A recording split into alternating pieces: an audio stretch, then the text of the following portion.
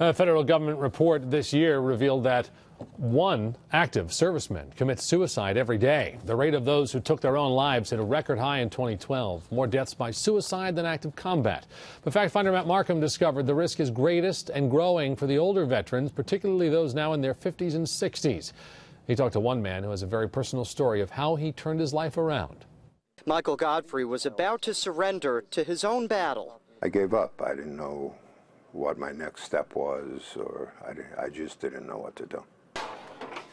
Godfrey is an Air Force veteran of the Vietnam era. I was too proud to call my couple of brothers that are still alive because I was always the highly educated, very successful brother, and was too embarrassed. When Godfrey's wife passed, depression overtook him. Godfrey ended up on the streets of Troy with nowhere to go. A friend put him in touch with the VA. When you're out in the field, you're trying to, survive. And the things that you do to survive have a real purpose and serve a function that keep you alive. But when you come back, those survival skills that you develop don't necessarily have good application in a civilian setting. Joseph Hunter is the suicide prevention counselor at the Stratton VA Medical Center in Albany. His greatest concern is for veterans back from war. 22 die by suicide each day. When he gets into work, Hunter checks if a national crisis hotline has referred any calls from veterans to Albany's Stratton VA Medical Center. When I started here 5 years ago, I got one about every 2 or 3 months. Now we get one at least on average every day.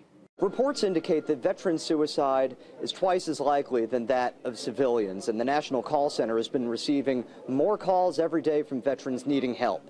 But the VA says part of that may be that it removes the stigma of needing assistance. Soldiers in recent years have fought through longer deployments and redeployments, but relationship problems are still among the main causes. The statistics have signaled the VA to hire more mental health professionals, 25% more in the last few years. Godfrey got help here. He crafted a new part of his life, landing a job at the VA carpenter shop. And when I go home, get ready for bed, I'm tired, but it's a good tired. It's a healthy tired. And I get up the next morning. I'm 14 months and I've yet to call in sick. Just as important to his physical work, the social calls he makes with other veterans, especially the younger ones. He gets what they're going through because, as he puts it, they're all in the same foxhole. A lot of them just went straight from high school to service. No college, no nothing. That's a big change. They left their parents' house and they come back hurt, real hurt. I'll always be here. I'll never leave this place. Matt Markham, CBS 6 News. Well, Hunter said in most suicides, a gun is used, so the VA gives away free gun locks to any veteran who wants one. Though the rate of suicides has reached an alarming level, the leading cause of death for newly returning veterans is motor vehicle accidents. There are nearly 120,000 veterans living in the greater Capital Region.